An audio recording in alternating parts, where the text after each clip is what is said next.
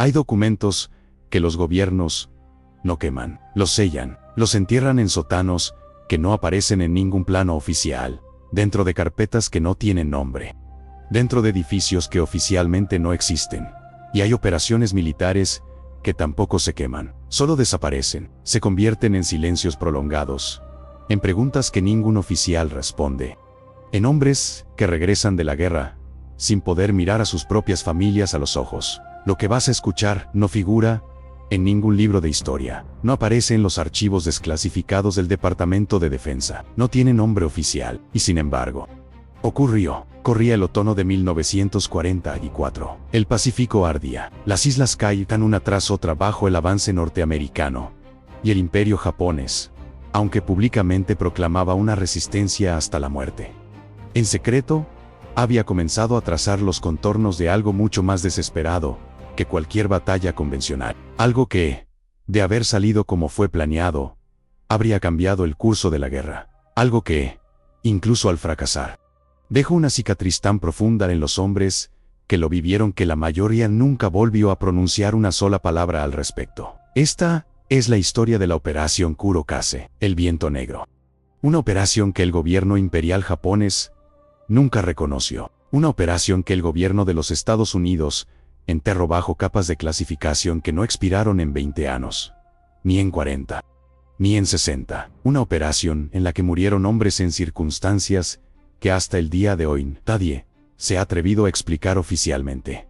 Y hay algo más, algo que los pocos sobrevivientes que llegaron a hablar, casi siempre en sus últimos años de vida, mencionaron con una consistencia que resulta imposible ignorar. Todos dijeron lo mismo, que lo peor no fue lo que encontraron en aquella isla, lo peor fue lo que trajeron de regreso, pero eso vendrá después. Primero, hay que entender cómo llegó a existir la Operación Kurokase. En septiembre de 1944, el cuartel general imperial de Tokio ya sabía que la guerra estaba perdida en términos convencionales. Las líneas de abastecimiento se habían fracturado. La Armada Imperial había sufrido pérdidas devastadoras en el mar de las Filipinas. Los bombarderos B-29 norteamericanos sobrevolaban el territorio de las islas principales con una regularidad que resultaba aterradora. Y en los pasillos del poder, lejos de los discursos públicos sobre resistencia y honor, un grupo de oficiales de inteligencia había llegado a una conclusión fría y pragmática. Si el imperio iba a sobrevivir en alguna forma, necesitaba tiempo, y para ganar tiempo, necesitaba hacer algo que los norteamericanos no pudieran ignorar, algo que los forzara a detenerse, a recalcular, a dudar. El hombre que concibió la Operación Kurokase se llamaba Coronel Hiroshi Nakagawa. No era un nombre que apareciera en los comunicados oficiales, ni en las listas de condecoraciones públicas. Nakagawa trabajaba en una división de inteligencia tan compartimentada que ni siquiera todos los miembros del alto mando conocían su existencia. Era un hombre de 52 años, delgado, con una forma de moverse que los que lo conocieron describieron siempre como la de alguien que nunca estaba completamente en el lugar donde se encontraba físicamente, como si una parte de su mente estuviera siempre trabajando en un problema que nadie más podía ver. Nakagawa había pasado 3 años antes de la guerra en los Estados Unidos. Hablaba inglés con un acento casi imperceptible. Había estudiado economía en Berkeley. Había visitado bases militares bajo coberturas diplomáticas. Había desarrollado una comprensión de la mentalidad norteamericana que muy pocos oficiales japoneses poseían. Y esa comprensión fue exactamente lo que lo llevó a la conclusión que nadie más en el cuartel general imperial quería aceptar, que una victoria militar convencional era imposible, pero que una victoria psicológica si era lo suficientemente precisa y lo suficientemente perturbadora, podía comprar al imperio los meses que necesitaba para negociar una rendición en términos algo menos catastróficos. La Operación Kurokase no era un ataque, era una trampa, un teatro, una ilusión cuidadosamente construida sobre un fundamento de mentiras estratégicas que, de haber funcionado, habría convencido al mando norteamericano de que el imperio poseía una capacidad que en realidad no tenía. Pero para ejecutarla, Nakagawa necesitaba una isla, no cualquier isla, una isla específica, con características muy particulares. Tenía que ser lo suficientemente remota para que los norteamericanos no la hubieran inspeccionado en detalle. Tenía que tener una topografía que permitiera ciertas construcciones sin ser visible desde el aire, y tenía que estar dentro de un radio operativo que hiciera plausible la historia que Nakagawa pensaba contar. La encontró en los mapas en octubre de 1944, una isla sin nombre oficial en los registros norteamericanos, a la que los pescadores locales llamaban Shima no Kage. La isla de la sombra tenía unos 12 kilómetros de largo y no más de 4 de ancho. En su punto más amplio estaba cubierta de jungla densa hasta la línea costera, con un interior montanoso que escondía al menos 2 formaciones de roca caliza que, vistas desde el ángulo correcto, podían parecer estructuras artificiales. Estaba deshabitada, y estaba, de manera casi providencial, en una posición geográfica que Nakagawa había calculado con una precisión que varios de sus subordinados encontraron inquietante, porque Nakagawa no solo eligió esa isla al azar, la eligió porque había un oficial norteamericano específico que, según la inteligencia japonesa, iba a recibir los informes de reconocimiento de esa zona en los próximos meses. Un oficial cuyo perfil psicológico Nakagawa había estudiado durante semanas. Un hombre que creía en lo que veía. Un hombre que, ante la evidencia correcta, reportaría lo que Nakagawa quería que reportara. Ese oficial se llamaba Mayor Thomas Kelloway. Thomas Kelloway tenía 38 años y llevaba 22 meses en el Pacífico. Era un hombre de Missouri, hijo de un ingeniero de minas, formado en la disciplina de leer paisajes y encontrar en ellos cosas que no eran inmediatamente obvias para los demás. Había llegado a la Unidad de Reconocimiento Aeronaval de la Marina en 1942.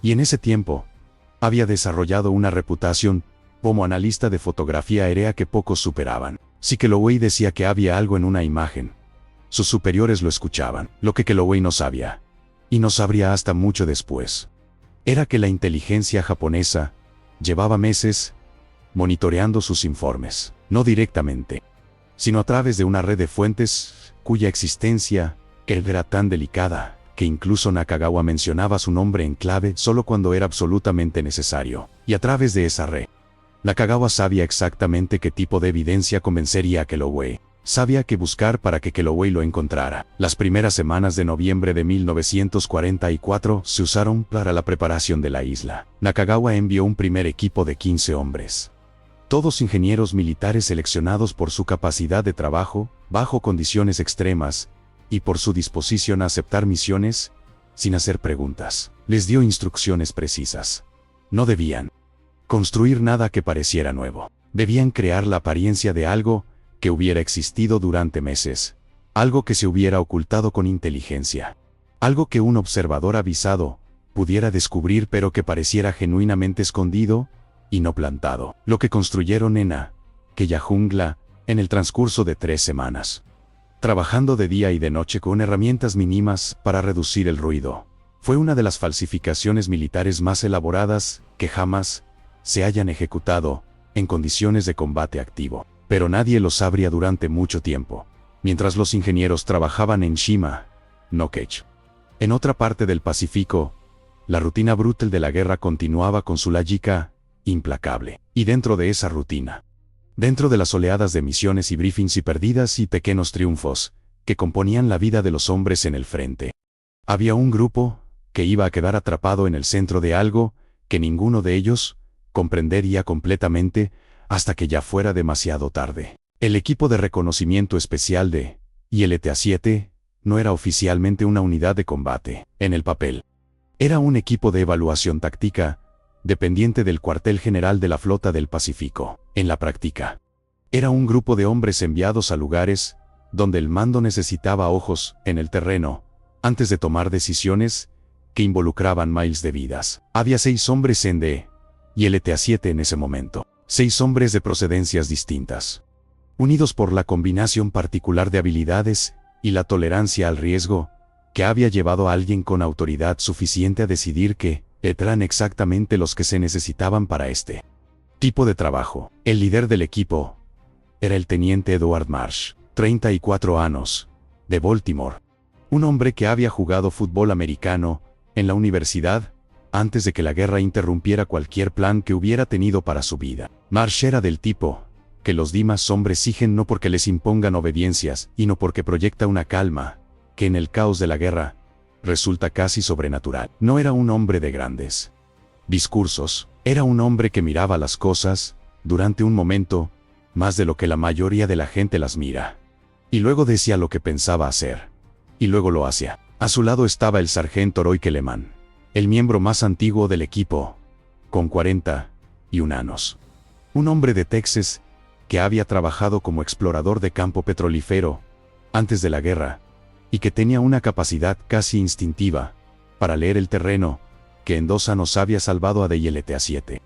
En al menos 3 ocasiones, que Marsh recordaba con claridad, Kellerman no confiaba fácilmente en nadie. No era un defecto de carácter sino una lectura precisa de la realidad, desarrollada en años de trabajo en lugares remotos, donde la complacencia mataba. Los otros 4 eran el cabo Jimmy Ortega, un mecánico de Los Ángeles, que había desarrollado la habilidad de mantener cualquier equipo funcionando bajo condiciones que habrían llevado a otro hombre a la desesperación. El especialista Warren Chen, de San Francisco, el más joven del grupo, con 23 años.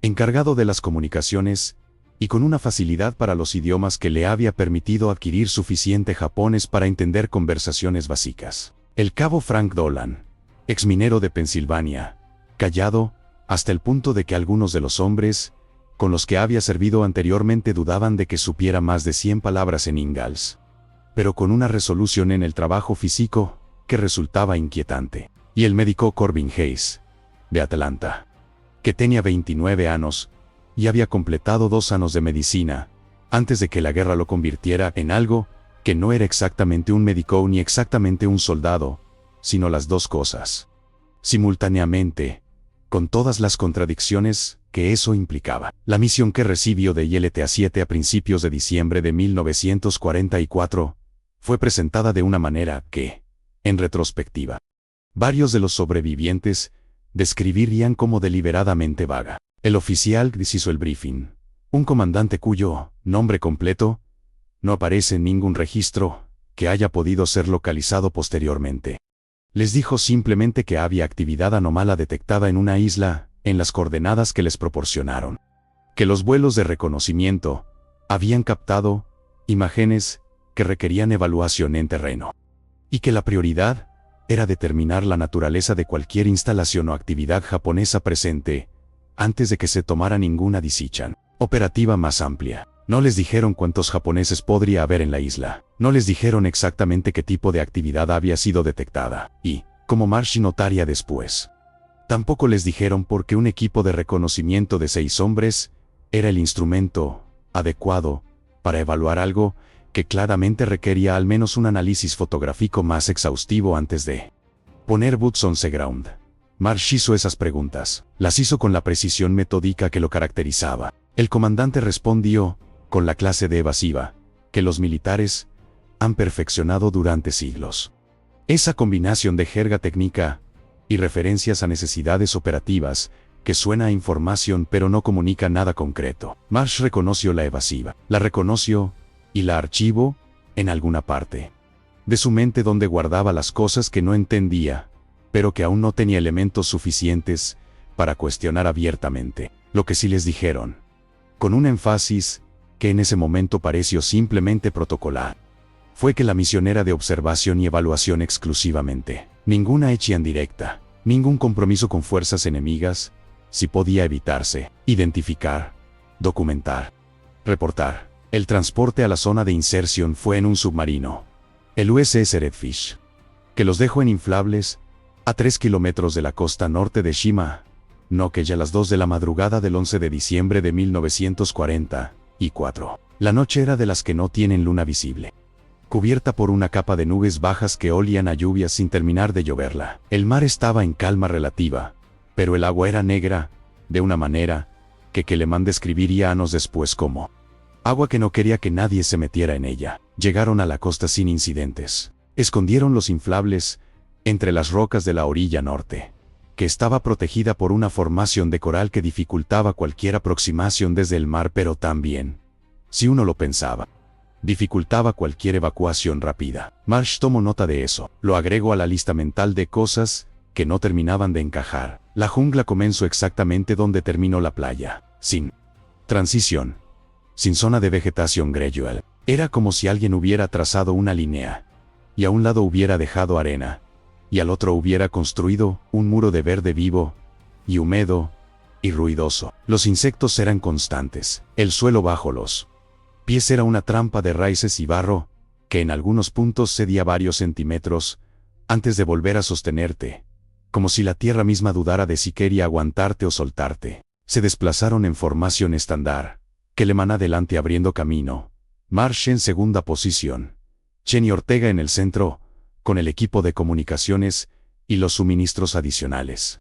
Dolan y Hayes cerrando la retaguardia. El objetivo inicial era alcanzar el punto de observación que los mapas de reconocimiento aéreo habían identificado como el lugar desde el que podían tener visibilidad sobre el área interior de la isla sin exponerse. Según los cálculos, debían tardar aproximadamente 3 horas en llegar. Tardaron 5. La jungla era densa de una manera que el mapa no comunicaba completamente. Había sectores donde la vegetación era tan cerrada que avanzar requería trabajo físico sostenido.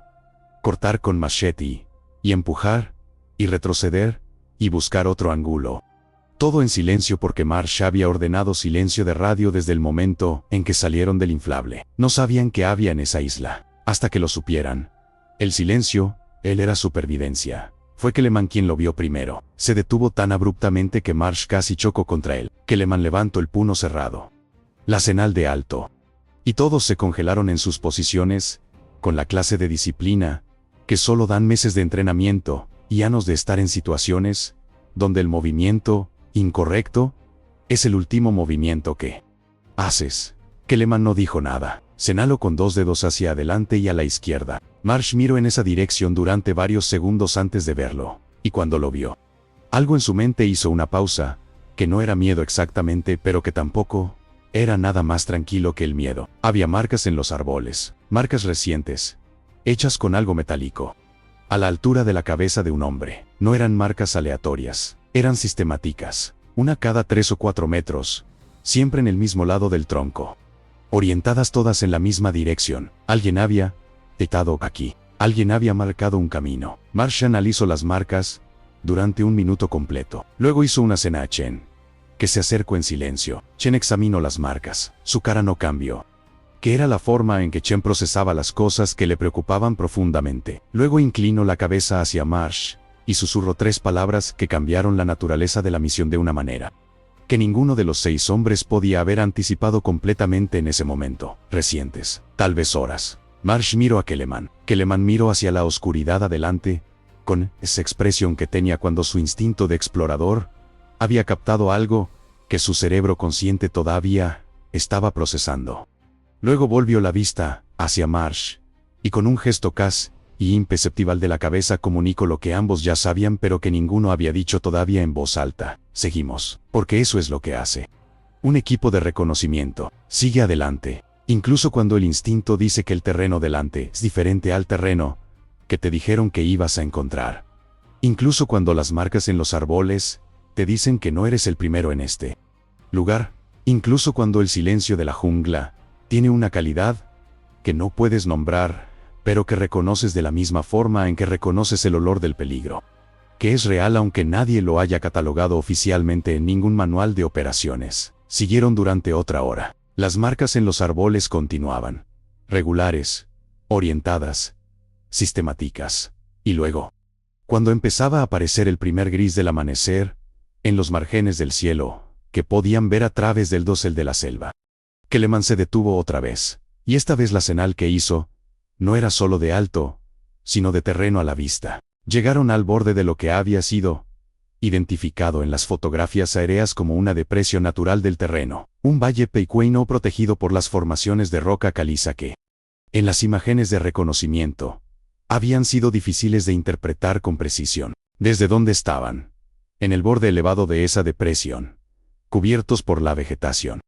Lo que vieron los 6 hombres de DLTA-7, luz gris y frágil del amanecer del 12 de diciembre de 1944, era algo que ninguno de ellos había visto antes exactamente, pero que reconocieron de inmediato por lo que era. Había una instalación, no grande, no visible desde el aire a menos que se supiera exactamente dónde mirar, pero unmistakably, inequívocamente artificial. Construcciones de madera y bambú integradas con la vegetación con una habilidad que hablaba de tiempo y de experiencia, lo que parecían ser entradas a túneles excavados en la base de la roca caliza, con un sistema de camuflaje sobre ellas tan bien ejecutado que desde el aire habrían sido indistinguibles del terreno natural, y cableado, líneas de cable que corrían entre las construcciones a ras del suelo, enterradas en algunos tramos, que terminaban en lo que Ortega identificó en voz baja, con una precisión que venía de años de trabajo con equipos electrónicos, como estaciones de transmisión. Era exactamente lo que el briefing había descrito como actividad anómala, que requería evaluación en terreno. Pero había algo que el briefing no había mencionado, algo que Marsh vio en el primer barrido completo que hizo del valle con sus binoculares, y que le hizo bajar los binoculares lentamente y cerrar los ojos durante un segundo, y luego volver a levantarlos, para asegurarse de que no había cometido un error de percepción en la luz deficiente del amanecer. No había guardias, no había movimiento, no había señales de actividad humana reciente en el interior visible del valle, pero había algo más, algo que estaba en ese punto medio, entre la evidencia clara y la sospecha, entre lo que puedes certificar y lo que solo puedes intuir. Había una calidad en la quietud de ese lugar, que no era simplemente ausencia de actividad, era otra cosa, una calidad que Keleman.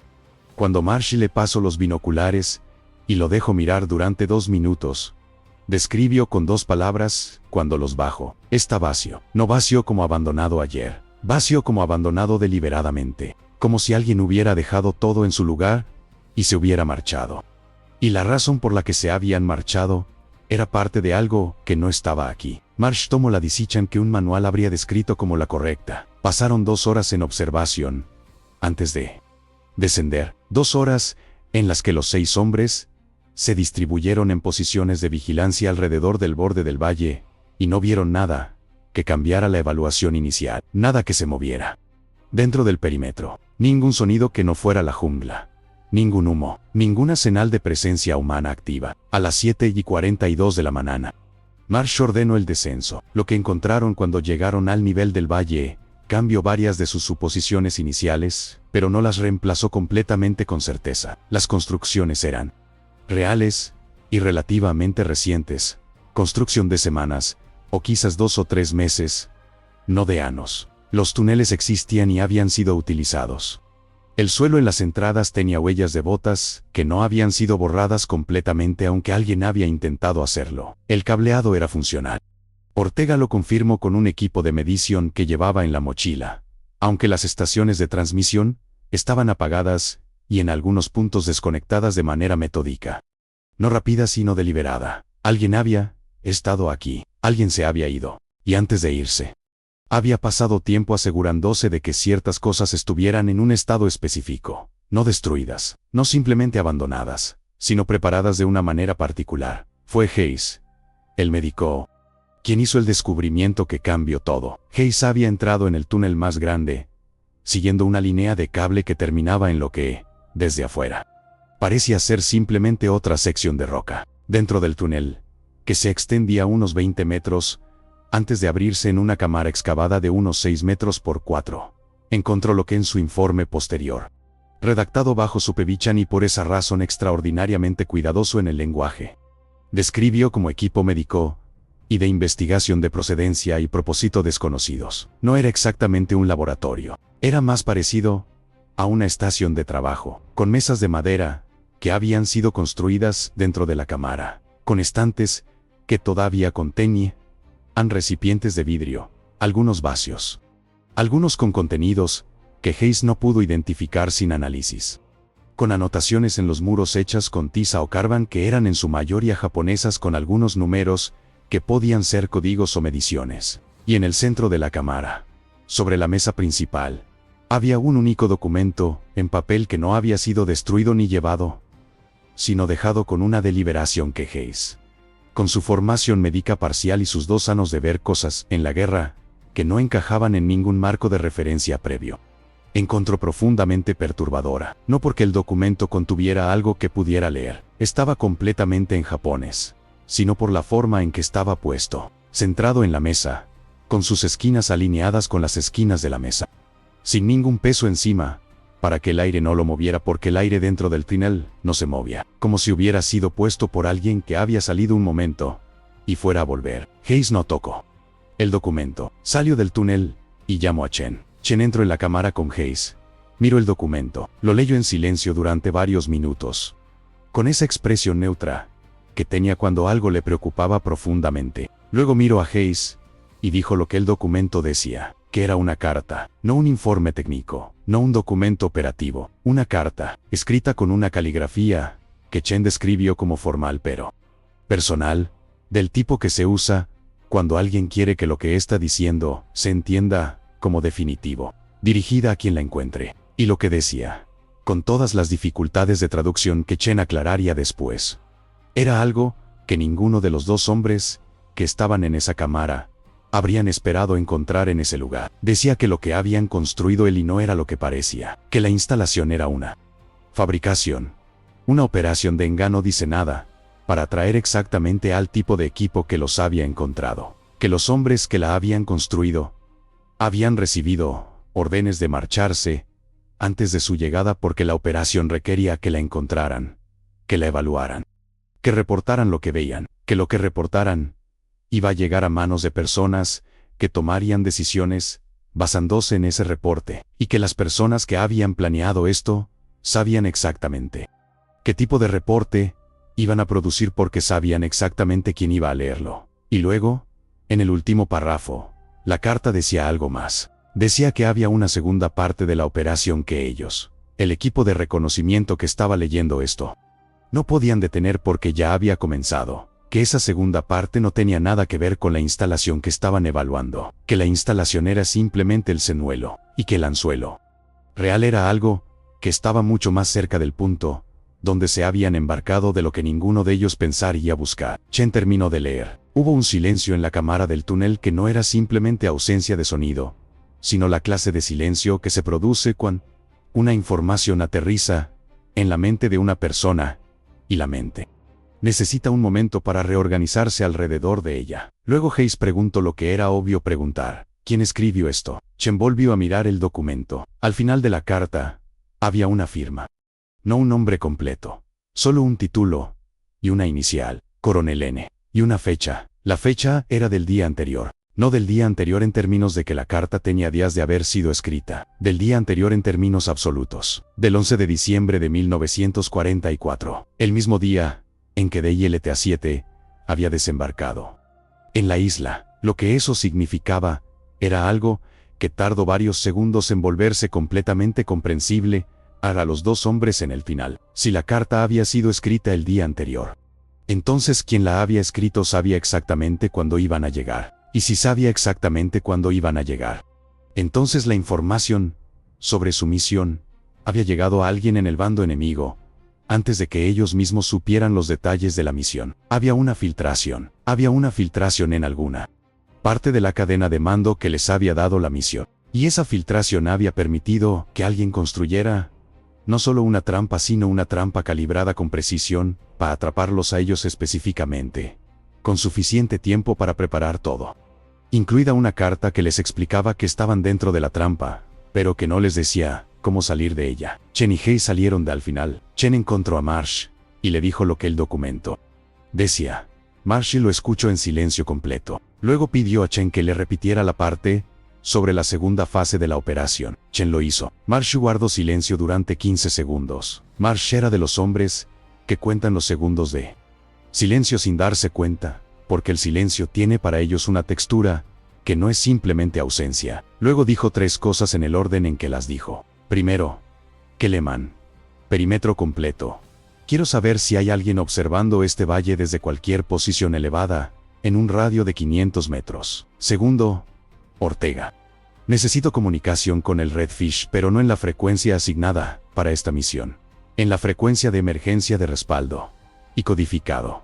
Tercero, esto dirigido a todos. Nadie sale de esta posición hasta que yo lo ordene. Los 3 hombres se fueron a cumplir sus instrucciones. Marsh se quedó solo un momento en el centro del valle, mirando las construcciones a su alrededor con una expresión que no era exactamente miedo, y no era exactamente cálculo, sino algo entre las dos cosas que en los hombres que han estado suficiente tiempo en la guerra, se vuelve indistinguible de la calma. Porque Marsh había entendido algo que los Dimas todavía estaban procesando. La carta les había dicho que estaban dentro de una operación de engaño. Eso era perturbador pero manejable. Lo que no les había dicho, lo que Marsh estaba empezando a formular en su mente con la metodología lenta y precisa que lo caracterizaba, era algo diferente. Si la instalación era el señuelo, y el señuelo era para atraerlos a ellos, entonces el objetivo final no era de ILTA-7. De ILTA-7 a simplemente el vehículo. El objetivo final era el reporte que de ILTA-7 enviaría de vuelta al mando. Y si el objetivo era el reporte, entonces la pregunta relevante no era qué habían encontrado. La pregunta relevante era qué quería el enemigo que reportaran que habían encontrado. Marsh miró las construcciones. Las miró durante un tiempo largo.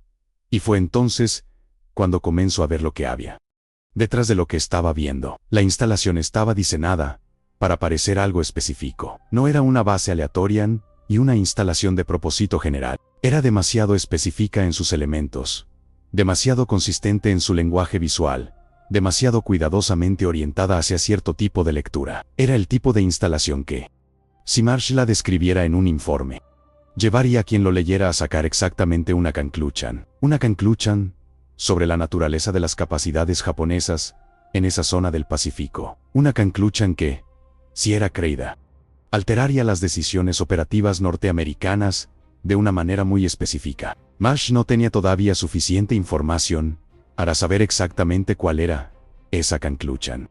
Que era exactamente lo que Nakagawa había calculado que ocurriría, pero sabía que estaba siendo usado para comunicar algo.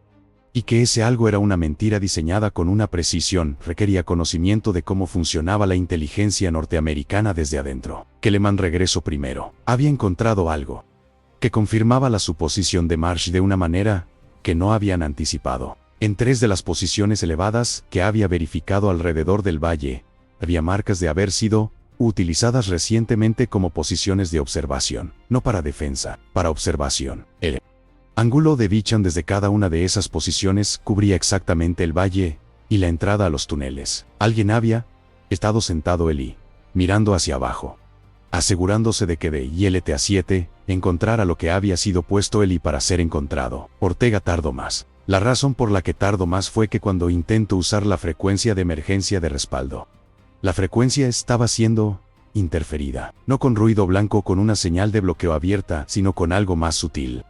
Una interferencia de baja potencia que en la frecuencia asignada para la misión no había estado presente, pero que en la frecuencia de emergencia aparecía con una consistencia que no era aleatoria. Alguien estaba monitoreando las comunicaciones de ILTA-7, y alguien quería que supieran que los estaban monitoreando, sin que pudieran hacer nada al respecto. Ortega informó esto a Marsh con la voz de alguien: he encontrado algo que no debería existir y que necesita que quien lo escucha entienda que el problema no es la técnicas y no la implicación. La implicación era la siguiente: si sus comunicaciones estaban comprometidas, entonces cualquier mensaje que enviaran de vuelta al mando iba a ser interceptado. No necesariamente descifrado, pero interceptado. Y si alguien en el lado japonés sabía en qué frecuencias comunicaban y podía interferirlas selectivamente, entonces el nivel de acceso a su inteligencia operativa era significativamente mayor de lo que se había asumido. Marsh escuchó todo esto, procesó todo esto, y luego tomó la decisión que, según los registros posteriores, que llegaron a ser parcialmente desclasificados décadas después, salvo la vida de al menos 3 de sus hombres, pero que en su momento fue una decisión que ninguno de sus superiores habría aprobado si hubieran sido consultados. No enviaría ningún reporte desde la isla, verificar ya personalmente la naturaleza de la instalación hasta donde fuera posible. Tomaría documentación fotográfica completa y luego sacaría a su equipo de la isla sin transmitir nada. Llevaría la información físicamente de vuelta al Redfish y haría su evaluación cara a cara con el oficial de inteligencia más alto que pudiera alcanzar directamente, saltándose los canales intermedios que claramente habían sido comprometidos. Lo que esto significaba en términos prácticos era que necesitaban más tiempo en la isla, tiempo que no habían planeado, tiempo en un lugar donde ya sabían que habían sido observados y donde seguía siendo posible, aunque hasta ese momento no había evidencia directa que hubiera presencia enemiga en áreas que no habían evaluado todavía. Marsh distribuyó las tareas. Ortega continuaría intentando establecer una comunicación segura. Por si encontraba una ventana entre las interferencias. Chen y Dolan documentarían la instalación en detalle. Fotografías de cada elemento, mediciones, notas sobre los materiales y los métodos de construcción. Hayes revisaría la cámara médica, con atención específica, a los recipientes y a cualquier material que pudiera ser analizado fuera de la isla. Y que Lehman continuaría en posiciones de seguridad periféricas, expandiendo su radio progresivamente. Marsh mismo volvió al trinal para releer la carta, esta vez directamente con Chen, traduciéndole en tiempo real, buscando cualquier elemento que pudiera haber pasado por alto en la primera lectura. Y en esa segunda lectura, encontró algo, al final del texto, después de la firma y de la fecha.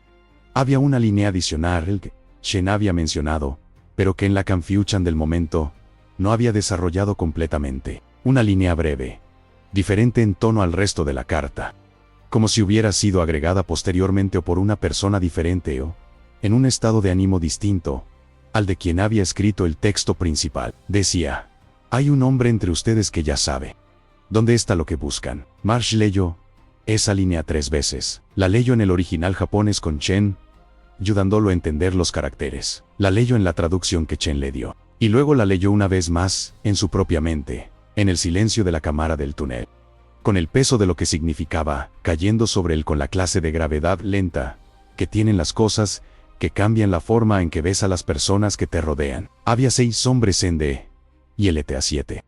Incluido él. La carta decía que uno de ellos ya sabía. ¿Ya sabía qué? Ya sabía dónde estaba lo que buscaban. Lo que buscaban. Si la instalación era el señuelo, entonces lo que buscaban era la segunda fase de la operación. El anzuelo real que la carta había mencionado, sin especificar. Y si uno de los 6 hombres ya sabía dónde estaba eso, entonces uno de los 6 hombres no era completamente lo que parecía. Marsh salió del túnel con el peso de esa información y miró a sus 5 hombres distribuidos en sus tareas alrededor del valle, y comprendió que las siguientes horas iban a ser las más delicadas de su vida militar. Porque tenía que continuar la misión. Tenía que mantener al equipo funcional y cohesionado.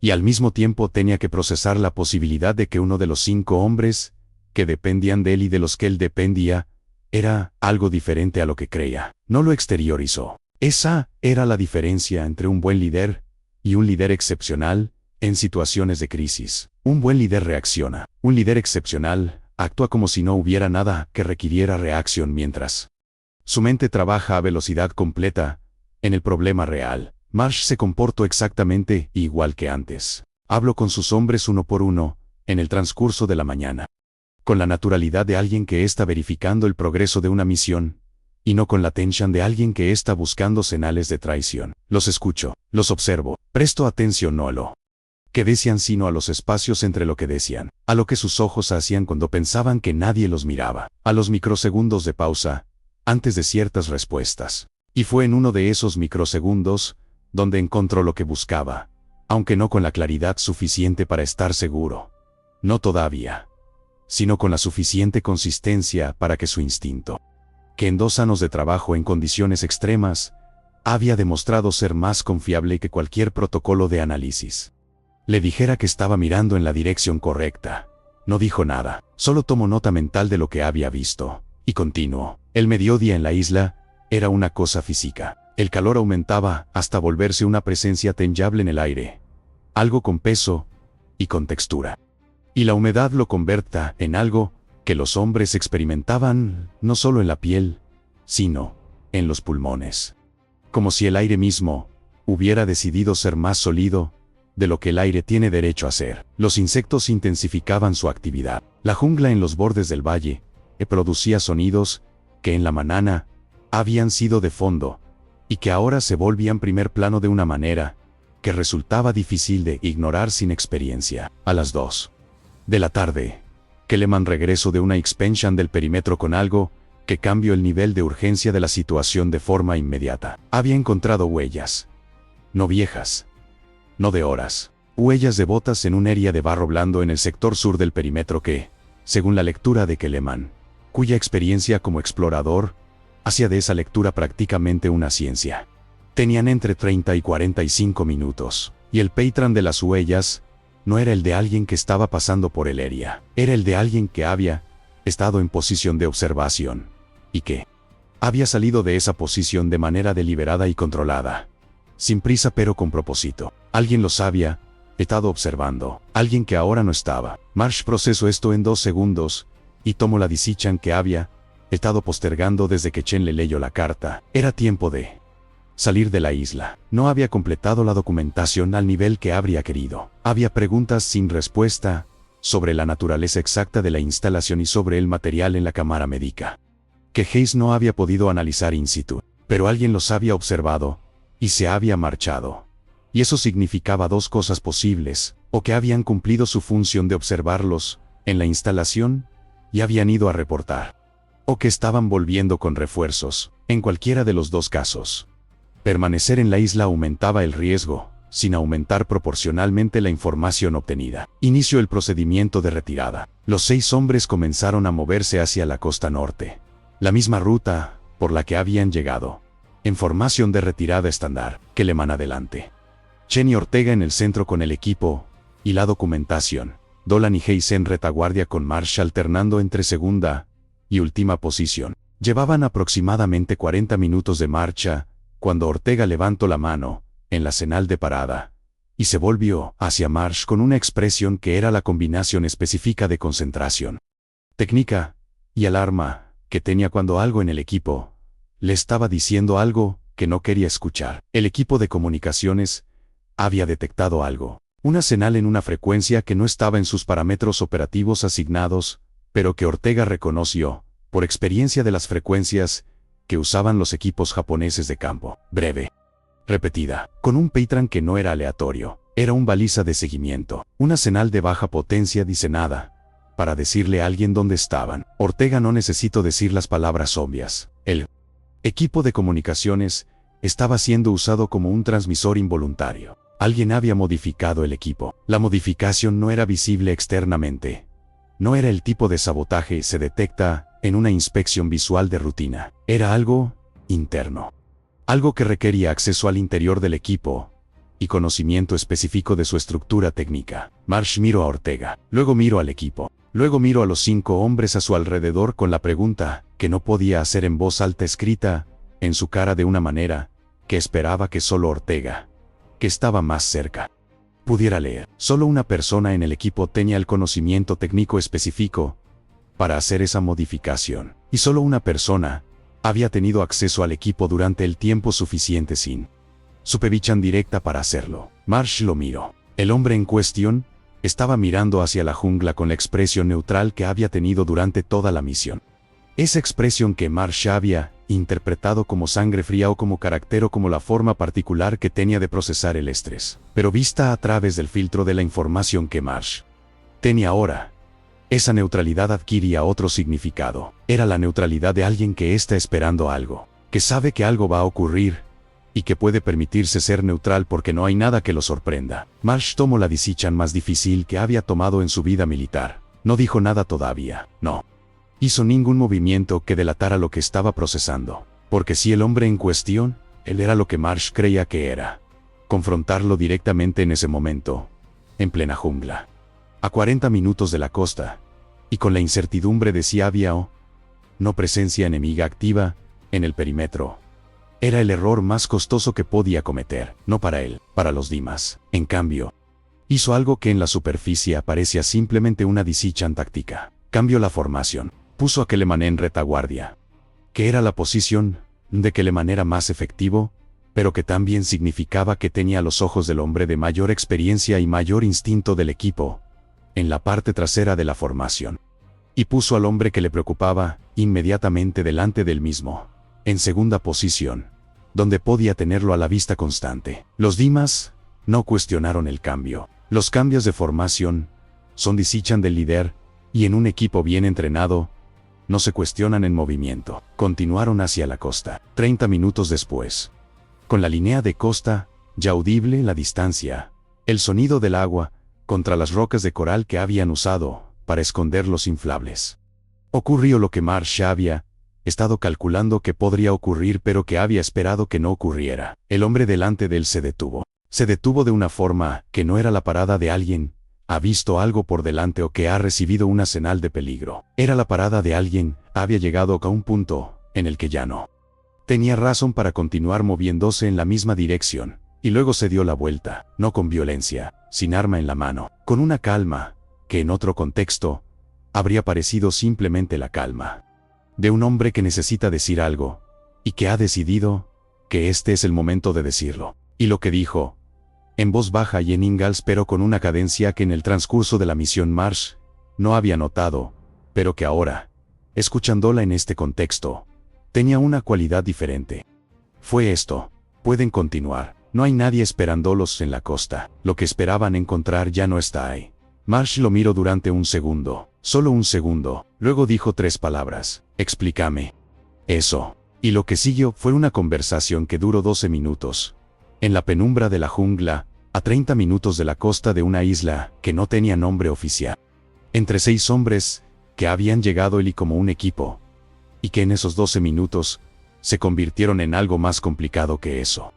Mientras la luz del final de la tarde filtraba a través del dosel, y los insectos seguían con su presencia constante, y el mar seguía sonando en la distancia con su indiferencia total por lo que los hombres hacían encima de él. Lo que dijo el hombre era esto: su nombre verdadero no era el nombre que figuraba en los registros de DILTA-7. Había sido reclutado 2 años antes por una división de inteligencia norteamericana cuya existencia era tan compartimentada que Marsh nunca había oído mencionar su nombre en 2 años de trabajo en inteligencia. Su misión dentro de DILTA-7 había sido, desde el principio, actuar como canal de información hacia esa división, reportando directamente sobre las operaciones y los movimientos de la unidad, sin pasar por los canales regulares. No porque DILTA-7 fuera sospechoso, sino porque la división quería tener una fuente independiente dentro de cada unidad operativa de reconocimiento en el Pacífico, como medida de seguridad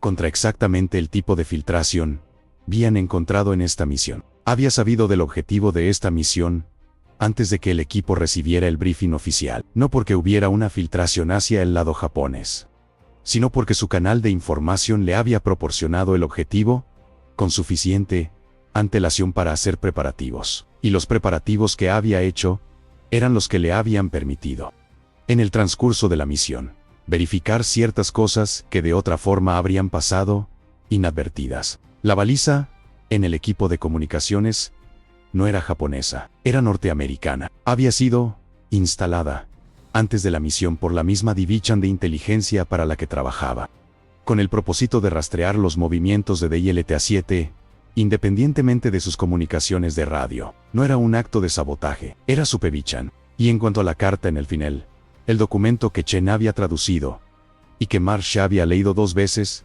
buscando en cada palabra la lógica de lo que implicaba. Había algo que necesitaban saber. La carta era real, la operación de engaño japonesa era real. Pero el elemento que la carta mencionaba, la segunda fase, el anzuelo real, ya no era relevante porque ya había sido neutralizado, no por DILTA-7, por otra operación que había corrido en paralelo, de la que Marsh y su equipo nunca habían sido informados porque no necesitaban saber de su existencia para cumplir su parte de la misión. Su parte de la misión había sido siempre encontrarla, instalación, documentarla, y generar el tipo de informe que confirmaría al coronel Nakagawa que su operación de engaño había funcionado, que los norteamericanos habían encontrado lo que había puesto él y para ser encontrado, y habían llegado a la conclusión que quería que llegaran. Lo que Nakagawa no sabía era que la inteligencia norteamericana conocía la operación Kurokase desde antes de que la instalación fuera construida, conocía sus objetivos, conocía su mecánica, y había decidido dejarla proceder, no porque no pudiera detenerla, sino porque dejarla proceder era más valioso que detenerla. Porque si Nakagawa creía que su operación había funcionado, si creía que el engaño había sido exitoso, seguiría invirtiendo recursos en ese tipo de operación, y mientras siguiera invirtiendo recursos en operaciones que los norteamericanos ya habían neutralizado de antemano, no los estaría invirtiendo en operaciones que sí podían causar daño real. Delta-7 había sido el último paso de un juego que había comenzado meses antes y que ninguno de ellos, excepto el hombre que ahora les estaba explicando todo esto, había sabido que estaba jugando. Marsh escuchó hasta el final, luego miró a los otros 4 hombres, que habían escuchado en silencio con expresiones que iban de la perplejidad a la rabia contenida. Luego miró al hombre de nuevo, y le hizo la pregunta, que era la única pregunta relevante en ese momento. El reporte que enviemos cuando lleguemos al Redfish. ¿Qué debe decir? El hombre lo miró durante un segundo, y luego dijo lo que Marsh ya había sospechado que iba a decir. Lo que encontraron, exactamente.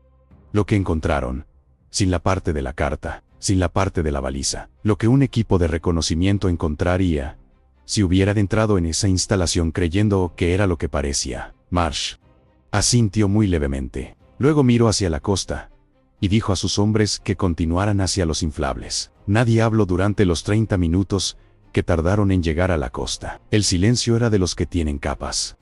El silencio exterior de hombres entrenados para moverse sin hacer ruido, y el silencio interior de hombres que están procesando algo que ha cambiado la forma en que entienden el contexto en el que han estado operando. Los inflables seguían donde los habían dejado. La costa norte de Shima no Cage seguía siendo la misma combinación de roca de coral y agua negra que era en la noche de llegada. El mar estaba en calma. El Redfish estaba en su posición de espera, invisible bajo la superficie, pero respondiendo en su frecuencia cuando Ortega, con el equipo de comunicaciones, que seguía teniendo la baliza instalada, y que ahora todos miraban con una conciencia diferente, estableció contacto. Llegaron al submarino 90 minutos después de salir de la jungla. El informe que Marsh me dejó al oficial de inteligencia del Redfish esa noche fue exactamente lo que el hombre había especificado. Descripción precisa de la instalación, evaluación de los túneles,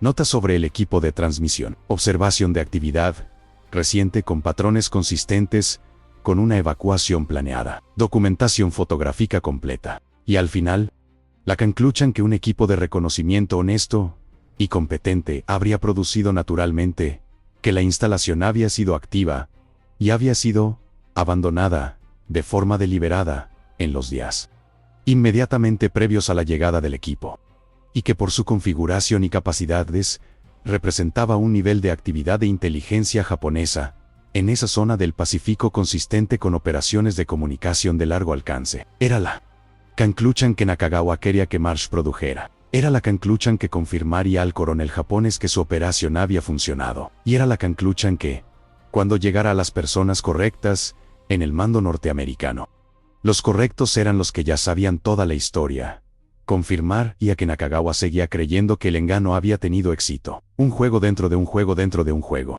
en el que los hombres en el terreno eran las piezas, y los hombres en los cuarteles generales eran los jugadores, y los soldados, que murieron en otras operaciones, mientras este juego se jugaba, eran el precio de la partida. El coronel Hiroshi Nakagawa recibió la confirmación de que la operación Kurokase había producido el resultado esperado, el 19 de diciembre de 1944. La recibió a través de sus canales de inteligencia, a través de las mismas filtraciones que habían comprometido la misión de DILTA-7 desde el principio, y que la inteligencia norteamericana había decidido dejar activas precisamente para este momento.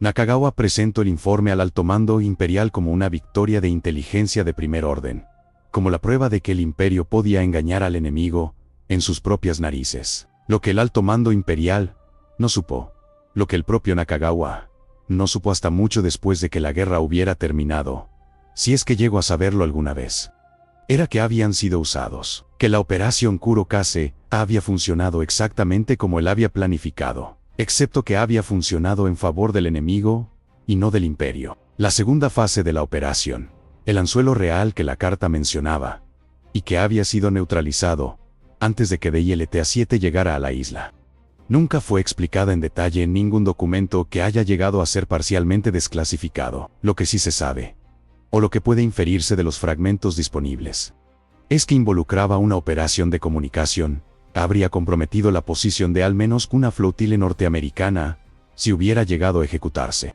Que no llegó a ejecutarse es un hecho. Cómo fue neutralizada es una pregunta que los archivos disponibles no responden. En cuanto a DILTA-7, El equipo fue disuelto formalmente en marzo de 1945. Las razones oficiales registradas son simplemente reestructuración operativa. El tipo de lenguaje burocrático que no dice nada, pero que no puede ser cuestionado. Los 6 hombres fueron reasignados a diferentes unidades, en diferentes partes del Pacífico. Lo que en términos prácticos significaba que no volverían a hablar entre sí sobre lo que había ocurrido en Shimanokage. Marsh fue reasignado a una unidad de planificación en Hawái que tenía poco contacto con operaciones en terreno. La naturaleza exacta de su trabajo y no está documentada. Sus registros de servicio muestran una lacuna de 4 meses, entre diciembre de 1944 y abril de 1945, que en el papel es explicada con una nota médica cuya especificación ha sido redactada en todos los ejemplares disponibles. Kellerman fue enviado a las Filipinas, donde la guerra continuaba con una intensidad que hacía que la experiencia de Shimanokage pareciera, en los términos puramente físicos de la exposición al peligro, relativamente menor. Sobrevivió la guerra. Regreso a Texas. No hablar de la guerra fue, según su hija, que lo cito, en un artículo que escribió muchos años después de su muerte, la única regla que su padre impuso en la casa durante los 30 años que siguieron a su regreso. No la guerra en general, sino una parte específica de la guerra. No preguntéis sobre cierta isla.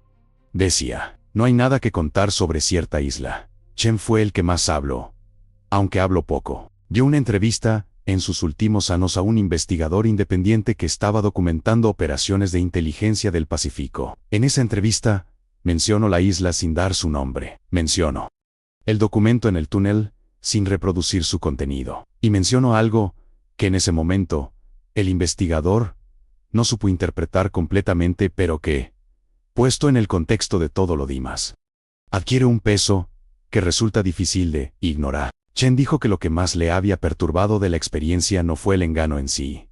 No fue descubrir que uno de sus compañeros no era completamente lo que parecía. No fue el riesgo, el aislamiento o la incertidumbre de esas horas en la isla. Lo que más le había perturbado era la carta. Específicamente, una cosa de la carta que en el briefing que había dado a Marsh había pasado por alto.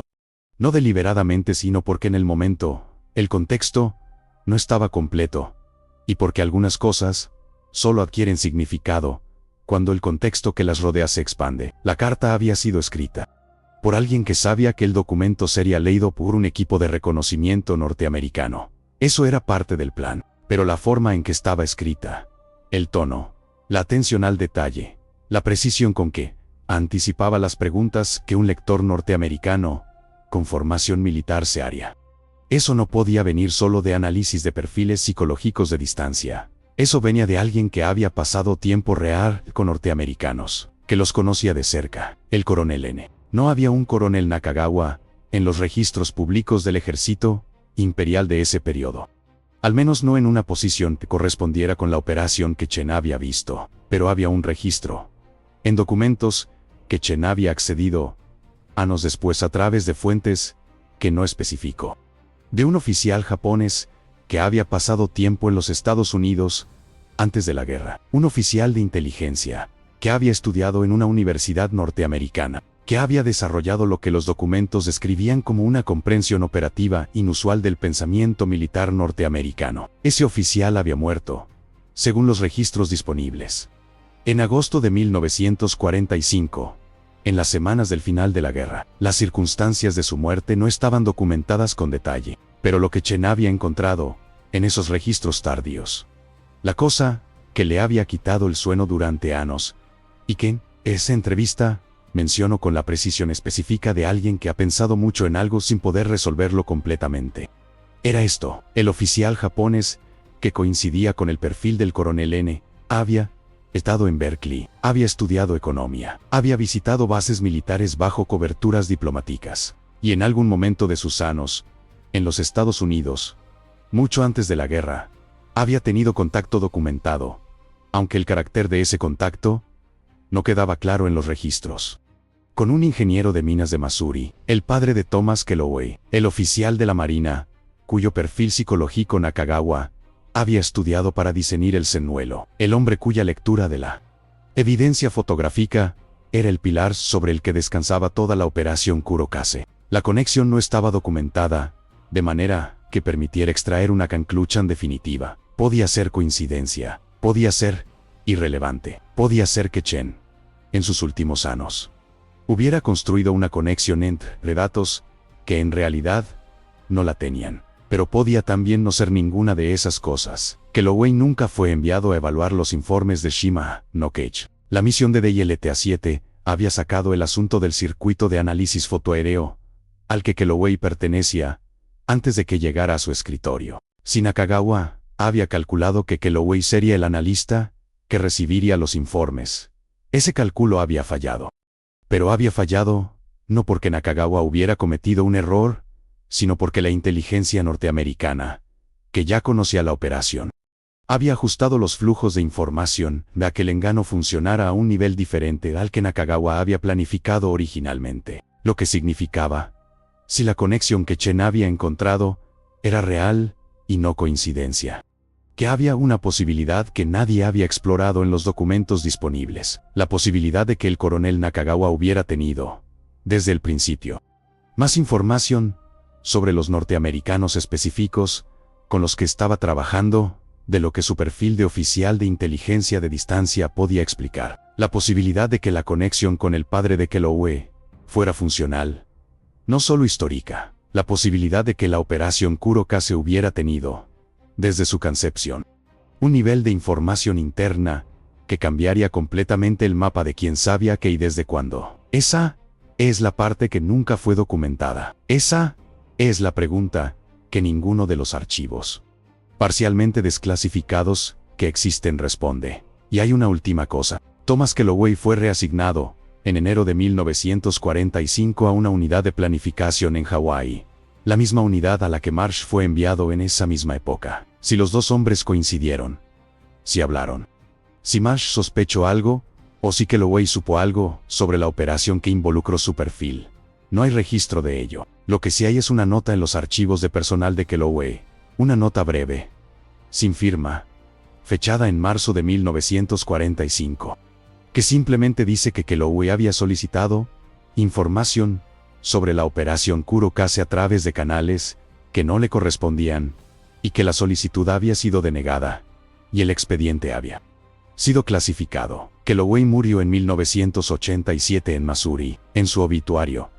escrito por su hija, no hay mención de la guerra excepto por las fechas de servicio. Su hija, contactada años después por el mismo investigador que había hablado con Chen, dijo que su padre nunca había hablado de la guerra, que cuando le preguntaban, cambiaba el tema, que una vez, cuando ella era niña, y le había preguntado por una fotografía que había encontrado en un cajón, una fotografía de un grupo de hombres delante de lo que parecía ser vegetación tropical.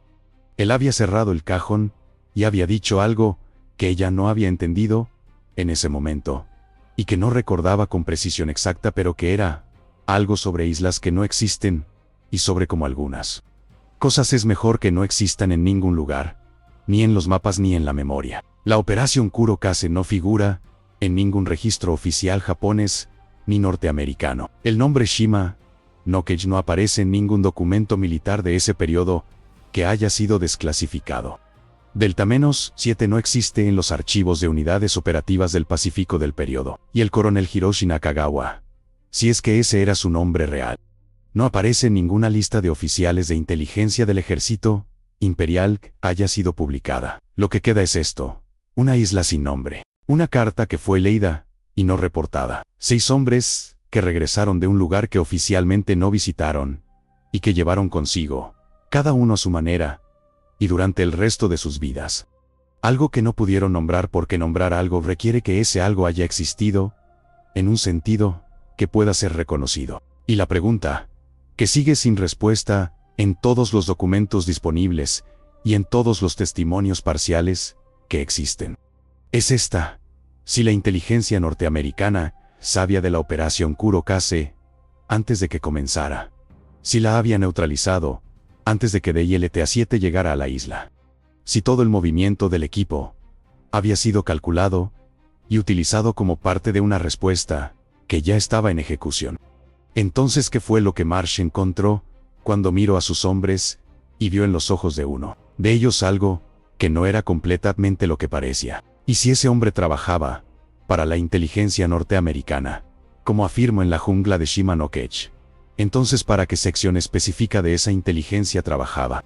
Porque en los años que siguieron a la guerra, en el proceso de reorganización y creación de nuevas estructuras de inteligencia que culminó entre otras cosas con la creación de la CIA, hubo divisiones cuya existencia fue reconocida, y divisiones cuya existencia nunca lo fue. Y hay una posibilidad, pequeña pero no descartable, sobre la base de lo que existe en los fragmentos documentales disponibles, de que el hombre que se detuvo en la jungla, y se dio la vuelta, y le dijo a Marsh que podían continuar hacia la costa.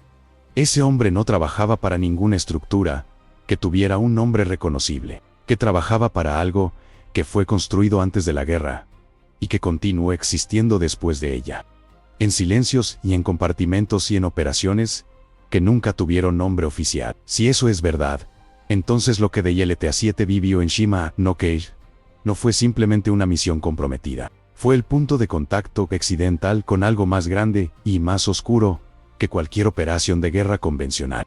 Algo que usaba la guerra como contexto, pero que tenía objetivos y lógicas propias que la guerra no explicaba completamente. Pero eso, como todas las cosas que importan en esta historia, no tiene respuesta verificable. Solo tiene la consistencia perturbadora de los datos que apuntan en una dirección, sin llegar a ninguna conclusión definitiva. Y esa consistencia, que es el tipo de evidencia que los historiadores formales no pueden usar, y que los que buscan verdades enterradas no pueden ignorar, es lo que hace que esta historia siga viva en los márgenes de lo que sabemos sobre lo que ocurrió en el Pacífico en ese tiempo. La operación Kurokase nunca fue reconocida. Los hombres que la vivieron nunca la nombraron. Y la isla donde ocurrió sigue siendo, en todos los mapas y en todos los registros y en toda la evidencia disponible, exactamente lo que siempre fue: un lugar sin nombre, en medio del océano, que no existe en ningún sentido que pueda ser verificado. Solo existe en la memoria de los que estuvieron allí.